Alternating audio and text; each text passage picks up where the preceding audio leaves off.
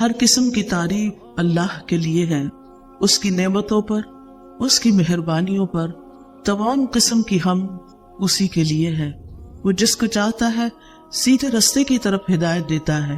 میں اللہ سبحانہ و تعالیٰ کی حمد کرتی ہوں، اور وہ بہت احسان فرمانے والا، بہت نرمی کرنے والا اور نہایت رحمت فرمانے والا ہے۔ قرآن مجید میں اللہ سبحانہ و تعالیٰ کا ارشاد ہے، وَعِبَادُ الرَّحْمَنِ الَّذِينَ يَمْشُونَ عَلَى الْأَرْضِ هَوْنًا يَمْشُونَ عَلَى الْأَرْضِ هَوْنًا وَإِذَا خَاطَبَهُمُ الْجَاهِلُونَ قَالُوا سَلَامًا۔ اور رحمان کے بندے وہ ہیں، رحمان کے بندے خاص بندے جو زمین پر نرمی سے چلتے ہیں، آہستگی سے چلتے ہیں، پاؤں مار مار کے نہیں چلتے، اور جب جاہل لوگ، ناسمجھ لوگ ان سے بات کرتے ہیں، الجھتے ہیں، جھگڑتے ہیں، تو وہ کہتے ہیں سلام ہے، یعنی بحث مباحثے کو طول نہیں دیتے، جھگڑے کو بڑھاتے نہیں۔ تو یہاں رحمان کے بندوں کی پہلی صفت جو بیان ہوئی ہے وہ بڑی ہی اہم ہے۔ رحمان کے بندے دو طرح کے ہیں، ایک عام اور ایک خاص۔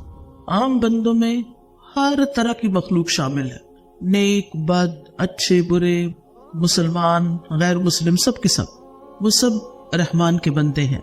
ان کل من فی السماوات والارض الا آتی الرحمن عبدا۔ آسمانوں اور زمین میں جو کوئی بھی ہے وہ رحمان کے پاس غلام بن کر آنے والا ہے، بندہ بن کے آنے والا ہے۔ اور دوسرے خاص بندے جو اللہ کے نبی، مرسلین اور اس کے ولی ہیں، جو اس کے اطاعت گزار، فرما بردار بندے ہیں، جو صرف علم حاصل نہیں کرتے بلکہ اس پر عمل بھی کرتے ہیں، اور ان کی کچھ خاص صفات ہوتی ہیں۔ وہ صفات تو کافی ساری ہیں، لیکن میں آج صرف پہلی صفت پہ بات کروں گی، اور وہ صفت ہے نرمی کی، عاجزی کی، انکساری کی، آہستگی کی۔ تو ان کے بارے میں فرمایا کہ یمشون علی الارض ہونا، یعنی اللہ اور مخلوق کے سامنے وہ بڑے پرسکون اور متواضع ہوتے ہیں، ہمبل ہوتے ہیں۔ یہ بات کیوں کی گئی؟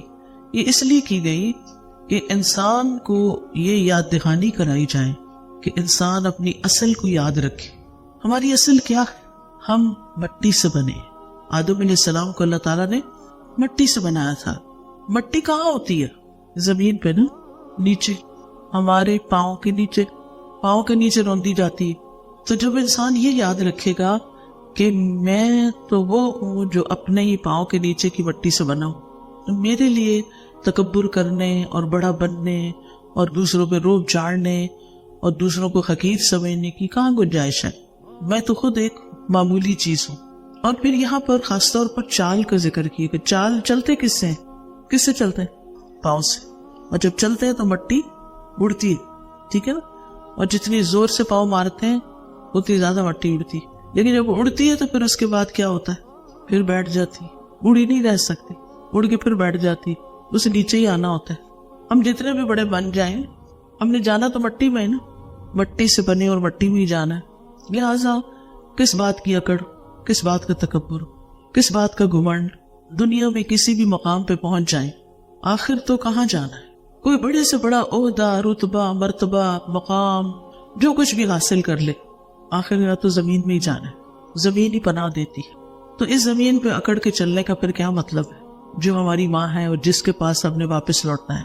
تو اللہ سبحانہ تعالیٰ نے نرمی اختیار کرنے میں، آہستگی اور ہمبلنس اور تواضع اختیار کرنے میں چال کا ذکر کیا ہے۔ چال کے اندر نرمی، چال انسان کی شخصیت کی عکاس ہوتی ہے۔ اس کے ضمیر، اس کے دل کے اندر جو کچھ ہے وہ اس کی چال کے ذریعے باہر آ جاتا ہے۔ ہر انسان کی چال مختلف طرح کی ہوتی ہے۔ ایک شریف النفس انسان کی چال اور طرح کی ہوتی ہے، ایک ظالم و جابر انسان کی چال اور طرح کی ہوتی ہے، متکبر اور شیخی باز قسم کے لوگوں کی چال اور طرح ہوتی ہے۔ تو ہر انسان اپنی چال سے پہچانا جاتا ہے۔ پہلی نظر میں آپ دیکھتے ہی پہچان جاتے ہیں کہ یہ کس قسم کا انسان ہے، کس طبقے سے تعلق رکھتا ہے، کس طرح کی سوچوں کا حامل ہے، اپنے بارے میں کیا سمجھتا ہے اپنے آپ کو۔ یعنی چاہے انسان کتنا کچھ بھی چھپائے لیکن چھپ نہیں سکتا، وہ سامنے آ جاتا ہے۔ تو عباد الرحمن کی چال جو ہے وہ آہستہ ہوتی ہے، متواضع ہوتی ہے، آرام سے چلتے ہیں، اور یہ اس بات کی نشاندہی ہوتی ہے کہ ان کے دل کے اندر تکبر نہیں، وہ عبد ہیں، اور عبد بھی کس کے ہیں، غلام بھی کس کے ہیں، رحمان کے. تو ایسے لوگ پاؤں پٹک پٹک کے نہیں چلتے، جوتے مار مار کے نہیں چلتے، بلکہ آہستگی سے چلتے ہیں اور اپنی حیثیت کو ذہن میں رکھتے ہیں کہ ہم کچھ بھی کر لیں، ہم ہیں انسان. اور پھر دوسری صفت اس آیت میں کیا ہے؟ وَإِذَا خَاطَبَهُمُ الْجَاهِلُونَ قَالُوا سَلَامًا. چال کے بعد دوسری پہچان انسان کی گفتگو ہوتی ہے، بات چیت ہوتی. مثلا کوئی آ رہا ہونا تو آپ دیکھتے کیسے چل کے آ رہا ہے، آ گیا پھر وہ بات کرنے لگتا ہے تو مزید پتہ چلتا ہے کہ یہ کیسا انسان ہے. تو جب وہ بات کرتے ہیں تو ان کی بات کے اندر حلم ہوتا ہے، برداشت ہوتی ہے، آرام سے بات کرتے ہیں. جبکہ جاہل لوگ، ناسمجھ لوگ، بے وقوف لوگ وہ کیا کرتے ہیں؟ لوگوں کو چیخ چلا کے جواب دیتے ہیں، بدتمیزی اور بد اخلاقی کے ساتھ پیش آتے ہیں. لیکن رحمان کے بندے ہر سچویشن میں خیر کی بات کرتے ہیں، بھلی بات کرتے ہیں، اچھی بات ہی کرتے ہیں. حتیٰ کہ اگر جاہل لوگ ان کے متھے لگیں یا جاہل لوگ ان کو پریشان کریں تو بھی وہ اپنا ٹیمپرامنٹ لوز نہیں کرتے، اس وقت بھی وہ آرام سے ہی بات کرتے ہیں. ہمیں اس آئینے میں اپنے آپ کو دیکھنے کی ضرورت ہے کہ ہمارا لہجہ کیسا ہوتا ہے. ایسا تو نہیں کہ بات کرتے کرتے ہم اتنے جوش میں آ جاتے ہیں چھوٹی چھوٹی باتوں پر کہ ہمارا سانس پھولنے لگتا ہے اور پھر ہمارا لہجہ جو ہے اس کے اندر ایک نخوت سی آ جاتی ہے.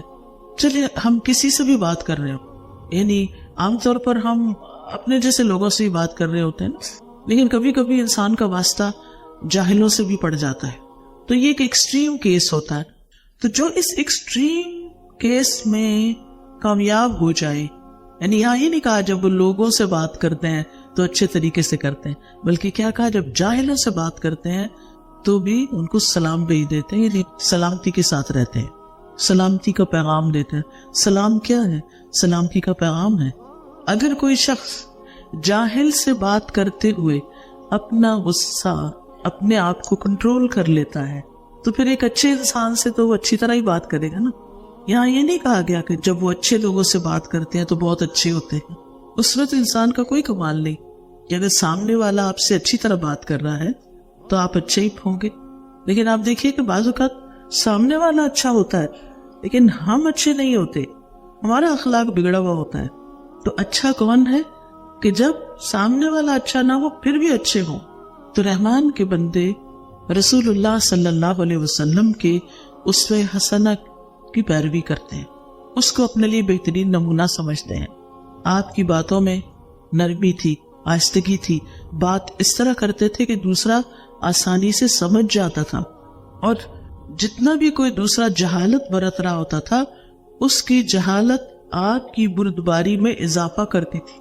یعنی ایسا ہوتا ہے نا کہ بے وقوف لوگ جب آپ کو پریشان کرنا چاہتے ہیں اور آپ نہیں ہوتے تو وہ اس کے بعد مزید بے وقوفی کرتے ہیں، مزید بے وقوفی کرتے ہیں. وہ ٹیسٹ کر رہے ہوتے ہیں کہ بھلا آپ کیا کرتے ہیں، کیا آپ بھی اسی زبان میں جواب دیتے ہیں یا نہیں. تو قالوا سلاما، یعنی بحث مباحثہ ترک کر دیتے ہیں، جھگڑے کو طول نہیں دیتے، بحث چھوڑ دیتے ہیں. یعنی عباد الرحمن اہل جہالت سے الجھتے نہیں. اب یہ اہل جہالت آپ کے گھر میں بھی ہو سکتے ہیں اور باہر بھی جہاں آپ کا کوئی کام ہو وہاں بھی ہو سکتے ہیں. وہ کوئی رکشہ ڈرائیور بھی ہو سکتا ہے، وہ کوئی دکاندار بھی ہو سکتا ہے، کہیں بھی کوئی ہو سکتا ہے. لیکن آپ کو یہ نہیں دیکھنا کہ دوسرے کیا کر رہے ہیں، آپ کو یہ دیکھنا کہ آپ کو خود کیا کرنا ہے. یہاں آپ کا رول کیا ہے. جاہلوں کی گفتگو کا مقابلہ اچھی گفتگو کے ساتھ کرنا چاہیے. سورۃ القصص میں آتا ہے وَإِذَا سَمِعُوا اللَّغْوَ أَعْرَضُوا عَنْهُ وَقَالُوا لَنَا أَعْمَالُنَا وَلَكُمْ أَعْمَالُكُمْ سلام علیکم لا نبتغی الجاہلین. اور جب وہ کوئی لغو بات سنتے ہیں تو اس سے کنارہ کرتے ہیں اور کہتے ہیں ہمارے لیے ہمارے اعمال ہیں اور تمہارے لیے تمہارے اعمال ہیں، سلام ہے تم پر، ہم جاہلوں کو نہیں چاہتے، یعنی ہم جاہلوں سے الجھنا نہیں چاہتے. تو اس آیت سے کیا بات پتہ چل رہی ہے؟ نرمی کی فضیلت، جو نیک بندوں کی چال اور گفتگو دونوں میں عیاں ہوتی ہے، دونوں سے پتہ چلتی ہے. رحمان کے بندوں کے اندر حلم ہوتا ہے، برداشت ہوتی ہے، احسان کا رویہ ہوتا ہے، عفو درگزر کرنا جانتے ہیں، ان کے اندر ایک ذہنی سکون ہوتا ہے. پھر یہ کہ حلم اپنانا بلند اخلاق کا درجہ ہے، اور احمق لوگوں کے مرتبے پر نیچے اترنا کم عقل لوگوں کی ایک قسم ہے۔ علی ابن ابی طالب رضی اللہ عنہ کہتے ہیں کہ جاہل 6 عادات کی وجہ سے پہچانا جاتا ہے، جاہل 6 عادتوں کی وجہ سے پہچانا جاتا ہے۔ اب اپنے آپ کو دیکھیے، اب یہ نہ ڈھونڈیے اچھا بھلا کس کس کے اندر یہ باتیں ہیں، اپنے اندر دیکھنی کہ کہیں ہم تو نہیں۔ نمبر 1، وہ معمولی باتوں پہ غضبناک ہو جاتا ہے، چھوٹی چھوٹی بات پہ غصہ کر لیتا ہے، بے فائدہ باتیں کرتا ہے، بے مقصد باتیں، فضول باتیں، غیر مناسب مقام پر عطیات دیتا ہے، یعنی جو مستحق نہیں ہوتے ان کو دیتا ہے، دشمن اور دوست کی پہچان نہیں رکھتا، ہر ایک سے دوستی کر لیتا ہے، راز افشا کر دیتا ہے، یعنی اس کے دل میں کوئی بات ٹکتی نہیں، ہر بات دوسرے کو بتا دیتا ہے، اور ہر کسی پہ بھروسہ کر لیتا ہے، ہر کسی پہ ٹرسٹ کر لیتا ہے۔ یہ شخص بے وقوف ہوتا ہے، جاہل ہوتا ہے، ناسمجھ ہوتا ہے۔ آپ دیکھیں کہ ان ساری چیزوں پر قابو پانے کے لیے ایک چیز چاہیے، اور وہ ہے سیلف کنٹرول، اپنے آپ کو روک لینا، اپنے نفس کے سرکش گھوڑے کی باگ کھینچ کے رکھنا۔ جب کسی بات پہ غصہ آ رہا ہو تو اس کا نہیں، غصہ نہیں ظاہر کرنا، فضول باتوں میں پڑھنے کو دل چاہت کر نہیں، یہ بیکار کی بات کرنے کی ضرورت نہیں ہے۔ یعنی جب آپ کے دل میں کوئی بات کرنے کو آئے نا تو سوچا کریں کوئی ضرورت ہے اس کی، کیا اس کے بغیر گزارا ہو سکتا؟ اگر ہو سکتا ہے تو جانے دیں اس کو، لیٹ اٹ گو، کوئی ضرورت نہیں ہے اس کو چھیڑنے کی۔ اور پھر فضول خرچ بھی وہی لوگ ہوتے ہیں جن کو اپنے نفس پہ کنٹرول نہیں ہوتا۔ بس جس طرح کسی کو کرتے ہوئے دیکھا، کسی نے کوئی خاص کپڑا پہنا ہوا ہے ویسا کپڑا پہن لیا، کسی نے خاص بیگ اٹھایا ہوا ہے جا کے ویسا بیگ خرید لیا، چاہے 10 بیگ اندر الماری میں رکھے ہوئے ایک اور خرید لیا۔ یعنی مال جیسی قیمتی چیز کو جہاں خرچ کرنا چاہیے، جہاں سے 700 گنا زیادہ فائدہ ہوتا ہو اللہ کے راستے میں دینے سے، وہاں خرچ کرنے کی بجائے بیکار دنیا کی چیزوں پر خرچ کرتے رہنا، برانڈز کے نام پر زیادہ پیسے خرچ کر کے، زیادہ پیسے لٹا کے اپنا رہن سہن یا کپڑے یا جوتے یا چھوٹی چھوٹی چیزیں ان پر زیادہ مال خرچ کر دینا۔ یعنی وہ صدقات جو ہمیں بیماریوں سے نجات دلاتے ہیں، وہ صدقات جو ہماری موت کو آسان کریں گے، وہ صدقات جو ہماری قبر کو روشن کریں گے، وہ صدقات جو پل صراط پہ روشنی کا باعث بنیں گے، وہ صدقات جو آخرت میں حساب کی آسانی کریں گے، وہ صدقات جو ہمارے لیے قیامت کے دن سایہ بنیں گے، کیونکہ مومن کا صدقہ قیامت کے دن اس کے لیے سایہ ہوگا، وہ صدقات چھوڑ کر وہاں مال خرچ کرنے کی بجائے دنیا میں ہی سب کچھ لٹا دینا، صرف اپنی عیش و عشرت، کیونکہ کوئی مقصد نہیں ہے نا، یہ آخرت بھولی ہوئی ہے نا، غافل ہے نا۔ ان لوگوں کو چھوڑ کر جو ہمیں اللہ کی یاد دلاتے ہیں، ان چیزوں کو چھوڑ کر جو ہمیں اللہ کی یاد دلاتے ہیں، ان چیزوں میں پڑ جانا، ان محفلوں میں شریک ہونے لگ جانا کہ جو ہمیں اللہ سے دور کرتے ہیں، یہ ناسمجھی اور حماقت نہیں تو کیا ہے؟ تو ہم سب کو اپنا محاسبہ کرتے رہنا چاہیے کہ جو کچھ میں کر رہی ہوں یہ مجھے کہاں فائدہ دے گا، چاہے وہ بات ہو، چاہے وہ مال کا خرچ کرنا ہو، چاہے وہ کسی سے دوستی کرنی ہو، چاہے وہ کسی پہ ٹرسٹ کرنا ہو، ہر چیز سوچ سمجھ کر کرنا۔ اب آپ دیکھیے کہ جس شخص کے اندر سیلف کنٹرول ہوتا ہے نا، وہ اپنی آواز اونچی نہیں کرتا، اس کو چیخنے چلانے کی ضرورت نہیں ہوتی، اور جس کا سیلف کنٹرول نہیں، چھوٹی سی کسی نے بات کی چیخ کے جواب۔ 2 طرح کی مائیں ہوتی ہیں، ایک وہ جو ہر بات کے جواب میں چیختی چلاتی، اور کبھی بچوں سے آرام سے بات ہی نہیں کرتی، بچوں بیچاروں کو سمجھ ہی نہیں آتی کہ ماں چاہتی کیا ہے، ہر وقت ہی غصے پر رہتی ہے۔ پھر وہ دیکھتے اس کے دوست کی ماں تو ایسی نہیں، پھر وہ اپنی ماں سے نفرت کرتا ہے اور دوست کی ماں سے محبت کرتا ہے۔ بعض اوقات ایسا ہوتا ہے نا، شادی کے بعد انسان دیکھتا ہے کہ میری ماں تو اور طرح تھی، ساس میری بہت اچھی ہے، یہ بہت محبت کرتی ہے۔ اب کیا ہوتا ہے، اب وہ بچہ جو ہے وہ ساس سے زیادہ محبت کرنے لگتا ہے، اب ماں کو اور جیلسی ہونے لگتی ہے، وہ اور زیادہ ڈانٹ ڈپٹ کرتی ہے، وہ اور زیادہ فرسٹریشن کا شکار ہوتی ہے کہ تم بہت بے وفا ہو۔ بات بے وفائی کی نہیں ہے، بات یہ ہے کہ محبت دینے سے ملتی ہے۔ یاد رکھیے، محبت ارن کی جاتی ہے، ایسے مفت میں نہیں ملتی۔ جو بھی ہمارے ریلیشنز ہوتے ہیں ان کے ساتھ جب ہم احسان کا برتاؤ کرتے ہیں، اپنی طرف سے اچھا کرتے ہیں، تو جواب میں بھی محبت ملتی۔ کہتے ہیں نا کہ اگر پھر بھی محبت نہ ملے تو کیا کرو، ڈوز بڑھا دو اور زیادہ محبت کرو۔ نفرت لینا، نفرت پالنا، یعنی نفرتیں اکٹھی کرنا بڑا آسان ہے. 2 باتیں سنا دو کسی کو، وہ کبھی نہیں بھولے گا اس نے مجھے فلاں وقت میں یہ کہا تھا. لیکن کسی کی محبت حاصل کرنے میں ایک وقت لگتا ہے. تو بہرحال محبت ہو یا اچھے تعلقات ہو، کوئی بھی چیز ہو، ان میں نرمی ان کو خوبصورت بنا دیتی ہے. نرمی بہت سے کام آسان کر دیتی ہے. قول میں بھی فعل میں بھی نرم پہلو اختیار کرنا، آسان کام کو لینا، اور یہ سختی کا اپوزٹ ہے. ٹھیک ہے، نرمی کا اپوزٹ کیا، متضاد کیا، سختی. امام سفیان ثوری نے اپنے ساتھیوں سے کہا جانتے ہو نرمی کیا ہے؟ تو انہوں نے کہا کہ آپ ہی ہمیں بتا دیں. انہوں نے کہا یہ کہ تم کاموں کو ان کی جگہوں پہ رکھو. جو کام جتنا امپورٹنٹ ہے نا اس کو اتنی امپورٹنس دو. سختی کو اس کی جگہ پر، نرمی کو اس کی جگہ پر، تلوار کو اس کی جگہ پر، کوڑے کو اس کی جگہ پر. یہ نرمی ہے. چھری کو اپنی جگہ، کینچی کو اپنی جگہ، سختی کو اپنی جگہ، نرمی کو اپنی جگہ. ہر جگہ نرمی بھی نہیں چلتی اور ہر جگہ سختی بھی نہیں چاہیے ہوتی. ہر چیز اپنی جگہ پر ہی اچھی لگتی. ٹھیک ہے، نرمی جو ہے وہ اللہ تعالیٰ کی بھی صفت ہے. حضرت انس کہتے ہیں نبی صلی اللہ علیہ وسلم نے فرمایا سختی اکھڑ پن جس چیز میں ہوگی اسے بدنما کر دے گی، اور اللہ بہت نرم خو ہے، نرمی کو پسند کرتا ہے.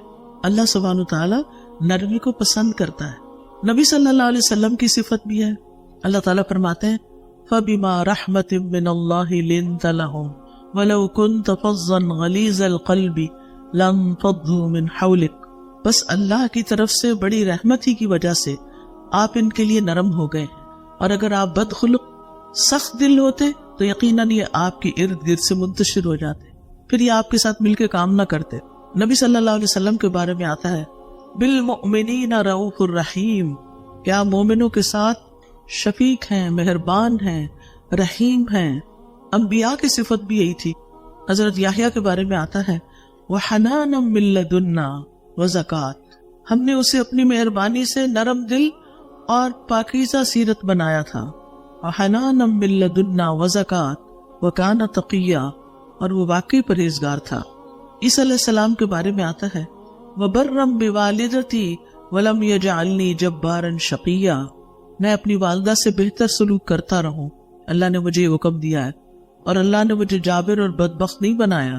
نبی صلی اللہ علیہ وسلم کو حکم دیا گیا وَاخْفِضْ جَنَاحَكَ لِمَنِ اتَّبَعَكَ مِنَ الْمُؤْمِنِينَ، اور ایمان لانے والوں میں سے جو آپ کی اتباع کرے ان سے تواضع سے پیش آئیں. اور یہ کامل ایمان والے جو مومن ہیں ان کی یہ صفت ہے رحماء بینہم، کہ آپس میں بڑے رحیم و شفیق ہوتے ہیں. رسول اللہ صلی اللہ علیہ وسلم نے فرمایا مومن آسان اور نرم ہوتے، اس مانوس اونٹ کی طرح کہ اگر اس کو اپنے پیچھے چلایا جائے تو وہ مطیع ہو کر چلا آتا ہے، اور اگر اس کو پیچھے سے ہانکا جائے تو وہ آگے کو جانے لگتا ہے، اور اگر اس کو تم چٹان پر بھی بٹھا دو تو وہاں وہ بیٹھ جاتا ہے. ایزی گوئنگ، نو ایگو، کوئی پرابلم نہیں، یعنی دوسروں کی بات آسانی سے مان لیتا ہے. اسی طرح ابو انبا خولانی کہتے ہیں نبی صلی اللہ علیہ وسلم نے فرمایا بے شک اہل زمین میں سے اللہ کے کچھ برتن ہیں، اور تمہارے رب کے برتن نیک لوگوں کے دل ہیں، اور اس کی طرف ان میں سے سب سے زیادہ پسندیدہ وہ ہیں جو ان میں سب سے زیادہ نرم ہیں اور سب سے زیادہ رقت والے ہیں، یعنی ان کے دل نرم ہیں.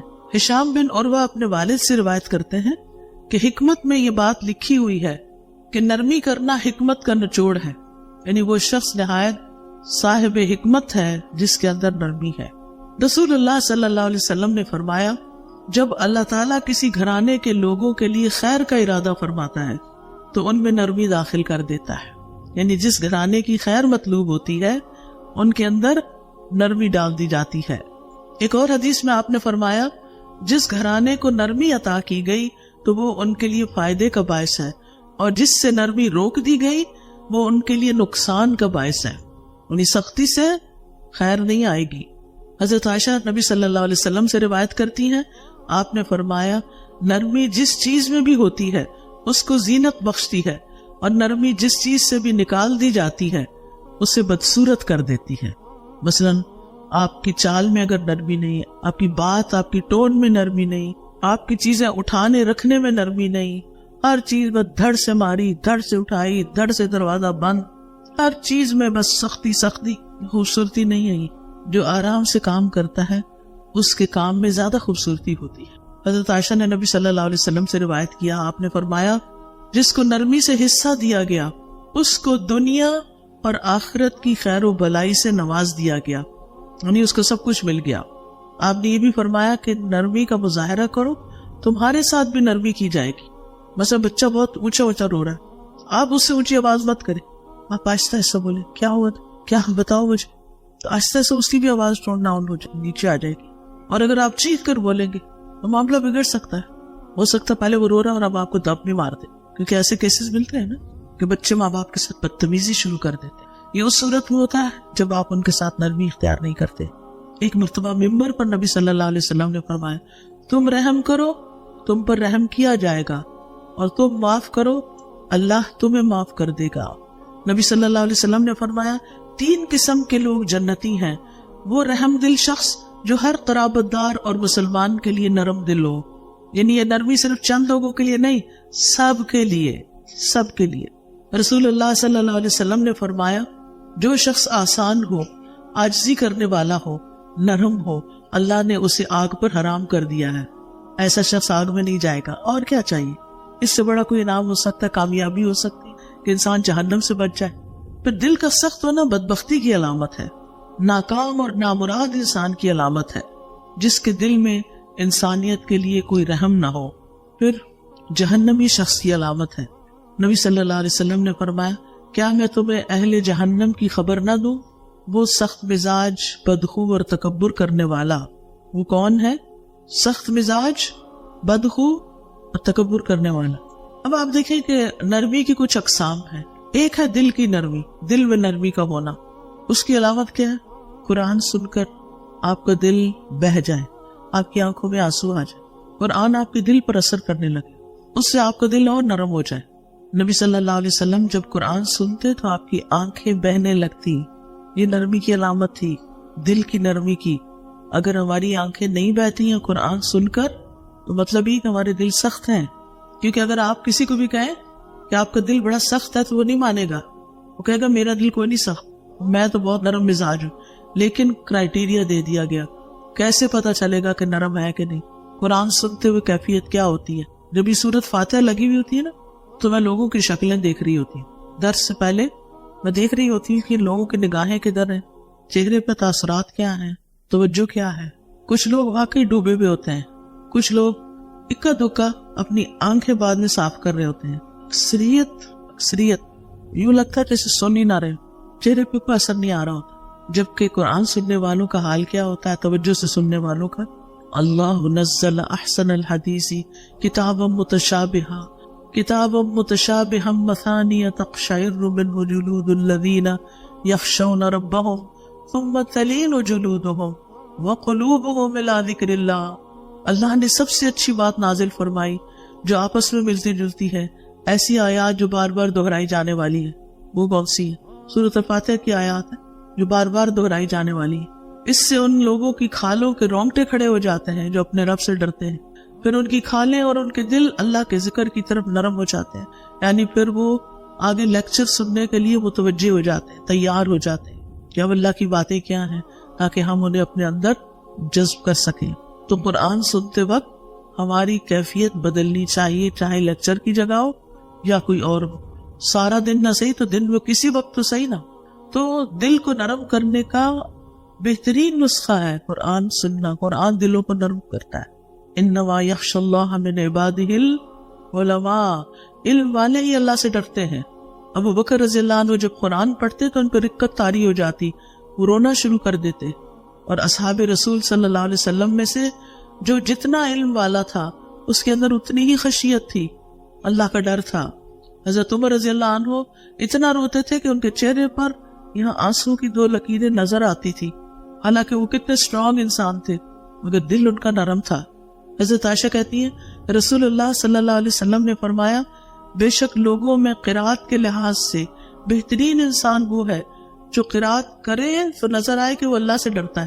اور امام ابن قیم کہتے ہیں جب اللہ کی خشیت کی وجہ سے آنکھیں رونے سے خشک ہو جائیں تو جان لے کہ آنکھوں کا آنسو سے خشک ہو جانا دل کی سختی کی وجہ سے ہے، اور اللہ سے تمام دلوں میں سے دور وہ دل ہے جو سخت ہوتا ہے، یعنی وہ اللہ سے دور ہوتا ہے، اللہ سے غافل ہوتا ہے۔ دل کی نرمی کے بعد دوسری چیز گفتگو میں نرمی، بات چیت میں نرمی۔ اللہ سبحانہ وتعالیٰ نے جب موسیٰ علیہ السلام اور ہارون علیہ السلام کو فرعون کی طرف بھیجا تو کیا فرمایا؟ قولا لہ قولا لینا، اس کو نرمی سے بات کرنا، فرعون کے ساتھ نرمی سے بات کرنا۔ ہم تو بس یہ جملہ بول کے تو اپنی مرضی کرتے ہیں، لاتوں کے باتوں سے نہیں مانتے، ان کے ساتھ سختی کرنی پڑتی ہے، یہ سختی سے ہی مانتے ہیں، جبکہ ہم نے نرمی آزمائی نہیں ہوتی، طریقہ ہی نہیں آتا نرمی کرنی کیسے ہے، کرتے جو نہیں، کیا پتا ہو۔ پھر نبی صلی اللہ علیہ وسلم نے فرمایا الکلمۃ اللیینۃ صدقہ، نرم بات صدقہ ہے، آرام سے کسی سے بات کرنا بھی صدقہ ہے۔ ایسے لوگوں کے لیے جنت کے خوبصورت بالا خانے ہیں جو گفتگو میں نرمی کرے، کھانا کھلائے، اور رات کو جب لوگ سو رہے ہوں تو اللہ کے لیے قیام کرے۔ اور نرمی میں خصوصاً اپنے سے چھوٹوں کے ساتھ نرمی کرنا، بچوں کے ساتھ نرمی کرنا، ملازمین کے ساتھ نرمی کرنا۔ تو سب سے پہلی نرمی کی قسم کون سی ہے؟ دل کی نرمی۔ نمبر 2 گفتگو کی نرمی۔ نمبر 3 چال کی نرمی۔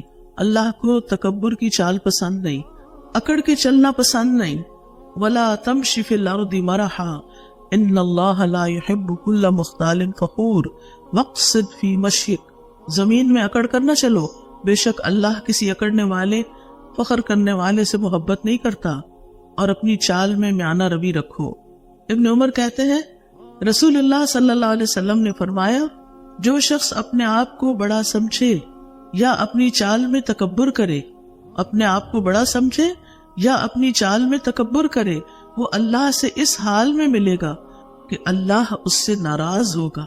آرام سے چلنے کا حکم اس حد تک ہے کہ اگر آپ جماعت میں نماز کے لیے جا رہے ہیں، جیسے حرم وغیرہ جاتے ہیں، کچھ خواتین جمعے کے دن مسجد جاتی ہیں، تو وہ بھی اس بات کا خیال رکھیں کہ بھاگم بھاگ نہیں جانا، آرام سے چل کے جانا، چاہے ایک رکعت مس بھی ہو جائے، آرام سے ہی چلنا، پھر بھی آرام سے چلنا ہے۔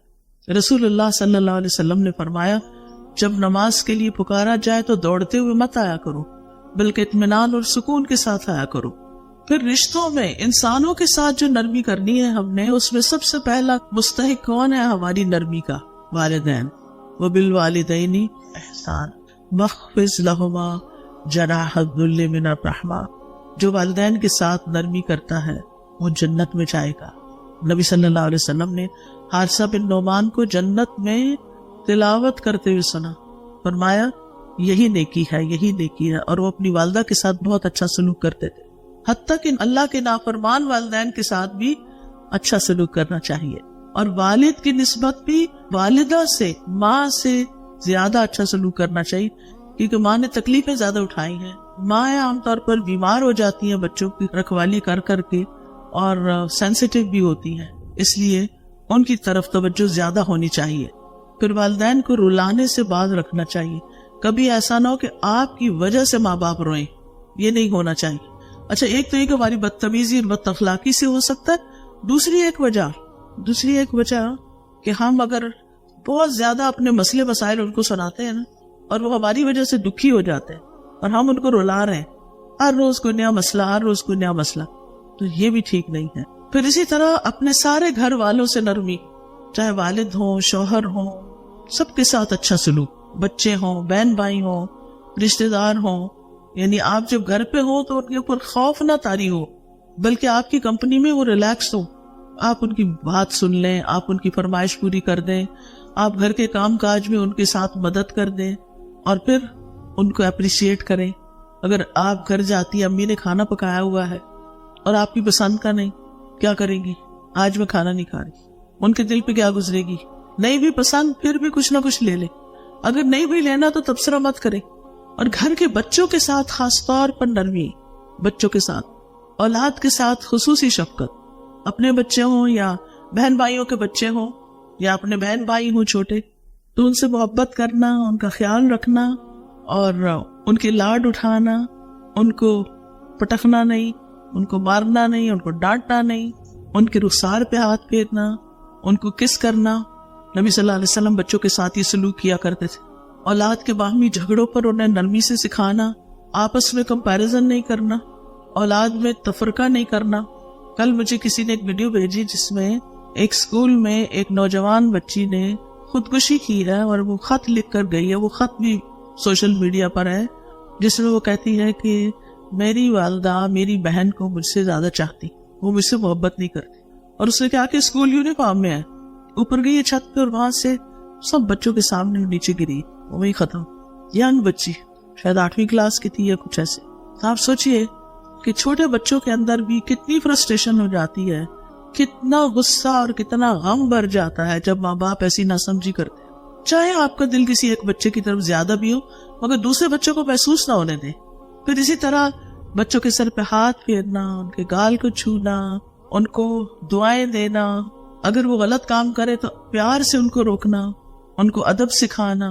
پھر لوگوں کے ساتھ کسی کے ساتھ بھی آپ کا معاملہ تو آرام سے بات کرنا, جھگڑے والا طریقہ نہیں اختیار کرنا, ہر ایک کے ساتھ نرمی, ہر ایک کے ساتھ اچھے اخلاق سے بات, بڑوں کی عزت اور بڑوں کا احترام, چاہے وہ عمر میں آپ سے بڑے ہیں یا رتبے میں آپ سے بڑے ہیں. پھر کمزور لوگوں کا خیال رکھنا, لوگوں کے ساتھ آسانی سے بات کرنا, لین دین میں نرمی کرنا. رسول اللہ صلی اللہ علیہ وسلم نے فرمایا, اللہ نے پہلے لوگوں میں سے ایک شخص کو صرف اس لیے بخش دیا کہ جب وہ خریدتا تو نرمی کرتا, جب بیچتا تو نرمی کرتا, جب ادائیگی کرتا تو نرمی کرتا, جب تقاضا کرتا تو نرمی کرتا. اس بنا پر اس کی بخشش ہو گئی کہ اس کے سارے معاملے میں نرمی ہے.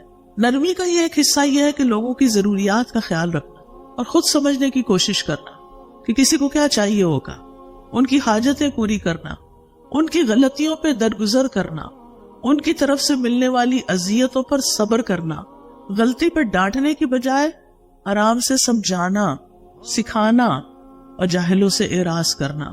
ابراہیم علیہ السلام نے اپنے والد کے ساتھ کیسا معاملہ کیا تھا جب ان کے والد نے کہا, اگر تو باز نہ آیا تو میں ضرور تجھے سنگسار کر دوں گا, تم مجھے چھوڑ جاؤ اس حال میں کہ تم صحیح سلامت ہو.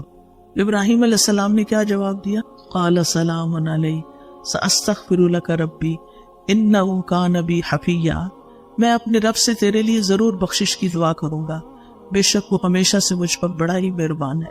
یعنی انہوں نے سلام کہا. یہ سلام کون کرتا ہے کس کو؟ ایک عقل مند انسان جاہل سے بات کرتے ہوئے کرتا ہے. گالی نہیں دی, صبر کیا, کہا سلام علیک ساستغفر لک ربی, میں آپ کے لیے بھی دعا کروں گا. گویا بد اخلاقی کے جواب میں بد اخلاقی نہیں برتنا, جاہلوں سے الجھنا نہیں. کہا جاتا ہے کہ عمر بن عبدالعزیز بیت اللہ کا طواف کر رہے تھے تو ایک آدمی نے آپ کے پاؤں پر پاؤں رکھ دیا. ایسے ہو جاتا ہے نا رش میں, جو آپ کے ساتھ ہی طواف کر رہا تھا, نہیں وہ بھی چل رہا تھا, آپ بھی چلتے ہوتے, عمر کا پاؤں اس شخص کے پاؤں پہ چلا گیا تھا. اس آدمی نے عمر رضی اللہ عنہ سے کہا, تم گدھے ہو, تمہیں پتہ نہیں چل رہا کہ تم میرے پاؤں پہ پاؤں رکھ دیں؟ انہوں نے کہا نہیں, میں عمر بن عبدالعزیز. کتنا خوبصورت جواب تھا. اگر ہمیں کوئی ایسا کہے تو ہم کیا جواب دیں گے؟ تو صرف یہ نہیں کہیں گے تم ہو گے, بلکہ تمہارا باپ بھی ہو. عام طور پر لوگوں کے جواب یہ ہوتا ہے, وہ صرف برابر کی بات نہیں کرتے, اس سے اوپر جب تک نہ چڑھائی کریں. پھر اسی طرح خادموں, مزدوروں, ایسے لوگوں سے جو محنتی ہیں, ان کے ساتھ نرمی, ان کا احساس کرنا, ان کو گرمیوں میں پانی دینا, ان کو کھانا کھلا دینا, ان کی غلطیوں سے درگزر کرنا. نبی صلی اللہ علیہ وسلم سے پوچھا گیا, ایک شخص نے پوچھا, میرا ایک خادم ہے جو میرے ساتھ برائی کرتا ہے, ظلم کرتا ہے, میں اسے مار سکتا ہوں؟ آپ نے فرمایا نہیں, اس سے روز 70 بار درگزر کیا کرو. پھر یہ کہ ان کی ضرورتیں پوری کرنا. آپ دیکھیں غریبوں کی بہت ضرورتیں ہوتی. آج کے دور میں آپ دیکھیں کہ کسی کی اگر 1 لاکھ 2 لاکھ بھی آمدنی ہے نا تو اس کے خرچے پورے نہیں ہو رہے, ہر کوئی شکایت کر رہا ہے.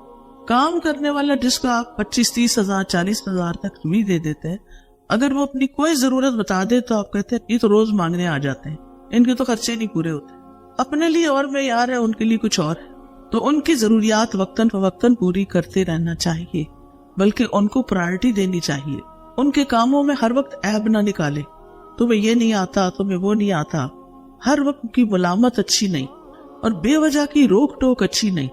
پیار سے سرزنش کریں, بلا وجہ ان پہ غصہ نہ نکالیں, کیونکہ بعض اوقات جس نے ہمیں ستایا ہوتا ہے اس کو جواب نہیں دے سکتے نا, کیونکہ ان سے بڑا ہوتا ہے, یا کوئی بھی ایسی ریزن ہوتی ہے, تو پھر ہم اپنا غصہ کس پہ نکالتے ہیں؟ جو ہم سے کمزور ہو.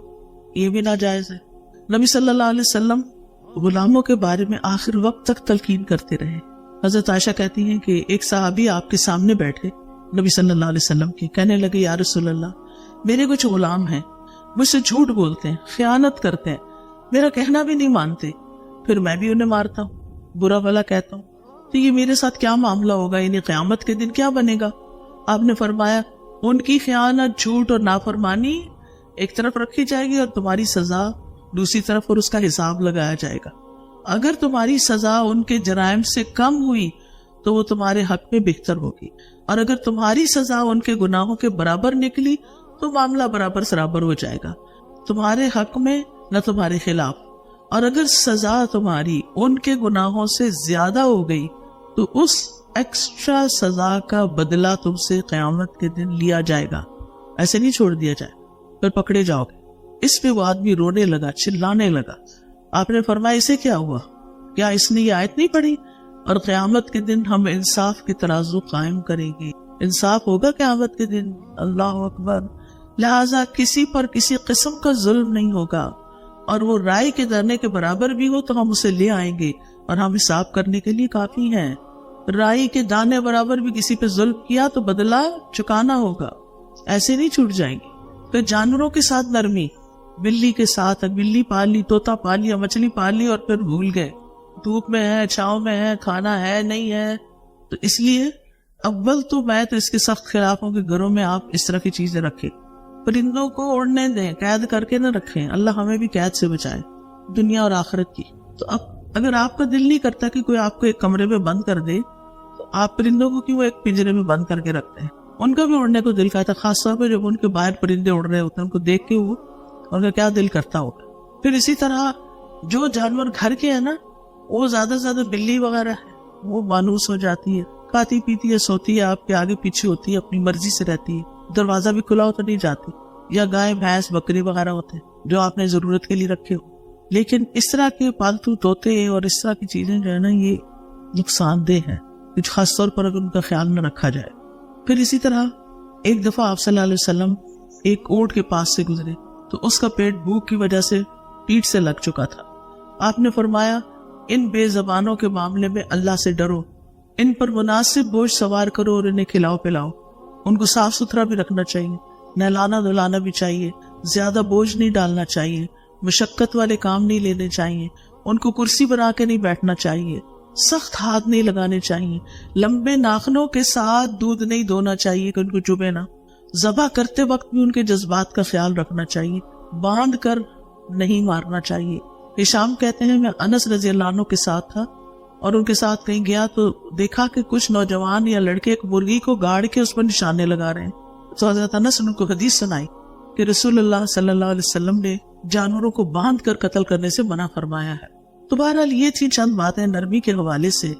چلیے دعا کر لیتے ہیں۔ سبحان اللہ والحمد للہ ولا الہ الا اللہ واللہ اکبر ولا حول ولا قوة الا باللہ العلی العظیم۔ اللہم صل علی محمد وعلی آل محمد کما صلیت علی ابراہیم وعلی آل ابراہیم انک حمید مجید۔ اللہم بارک علی محمد وعلی آل محمد کما بارکت علی ابراہیم وعلی آل ابراہیم انک حمید مجید۔ ربنا آتنا فی الدنیا حسنۃ وفی الآخرۃ حسنۃ وقنا عذاب النار۔ اللہم اہدنی لأحسن الاخلاق لا یہدی لأحسنها الا انت واصرف عنی سیئها لا یصرف عنی سیئها الا انت۔ اے اللہ ہمیں اچھے اخلاق کی ہدایت عطا فرما، تیرے سوا کوئی اچھے اخلاق کی ہدایت نہیں دے سکتا، اور برے اخلاق مجھ سے دور کر دے، تیرے سوا کوئی ہم سے برے اخلاق دور کرنے والا نہیں۔ اللہم اغفر لی ذنوبی و خطایایا، اللہم انعشنی واجبرنی واہدنی لصالح الاعمال واجبرنی واہدنی لصالح الاعمال والاخلاق وانہ لا یہدی لصالحها ولا یصرف سیئها الا انت۔ اے اللہ ہمارے گناہوں اور ہماری خطاؤں کو معاف فرما دے، اے اللہ ہمیں صحت اور تندرستی عطا فرما، ہماری کمیاں پوری کر دے، نیک اعمال اور اخلاق کی طرف ہماری رہنمائی فرما دے، کیونکہ ان کی نیکی کی طرف رہنمائی کرنے والا اور ان کی برائی کو دور کرنے والا تیرے سوا کوئی نہیں۔ اللہم انی اعوذ بک من منکرات الاخلاق والاعمال والاہواء۔ اے اللہ میں تجھ سے برے اخلاق، برے اعمال اور بری خواہشات سے پناہ مانگتا ہوں۔ اللہم احسنت خلقی فحسن خلقی، اے اللہ تو نے ہماری صورت اچھی بنائی، ہماری سیرت بھی بہت اچھی کر دے۔ ربنا آتنا فی الدنیا حسنۃ وفی الآخرۃ حسنۃ وقنا عذاب النار۔ یا اللہ جتنی بہنیں آئی ہیں ان کا آنا قبول فرما، جو سنا ہے اس پر عمل کی توفیق عطا فرما۔ یا اللہ اس نرمی کو ہمارے اخلاق اور مزاج کا حصہ بنا دے، ہمیں اس بات کو سمجھنے کی توفیق دے کہ نرمی سے کام آسان ہو جاتے ہیں، نرمی سے انسان اپنے مقصد کو پا لیتا ہے اور سختی انسان کو بدگواں بنا دیتی ہے۔ لہذا تو ہمیں سختی سے پناہ میں رکھ۔ یا اللہ جو کچھ ہم نے سنا ہے یہ ہمارے حق میں حجت ہو، ہمارے خلاف حجت نہ ہو۔ یا اللہ تو ہمیں معاف کر دے۔ یا اللہ ہمارے بچوں کو ہدایت دے۔ یا اللہ ہمارے والدین پر رحمت فرما۔ اللہ سب آنے والوں کے دلوں میں جو دعائیں انہیں پورا کر دے اور ان کے جو مسائل ہیں ان کو حل فرما دے، اور جنہوں نے اس مجلس کا انتظام کیا انہیں اس کی بہترین جزا دے۔ ربنا تقبل منا انک انت السمیع العلیم وتب علینا انک انت التواب الرحیم، وصلی اللہ تعالی علی خیر خلقہ محمد وعلی آلہ واصحابہ واہل بیتہ اجمعین برحمتک یا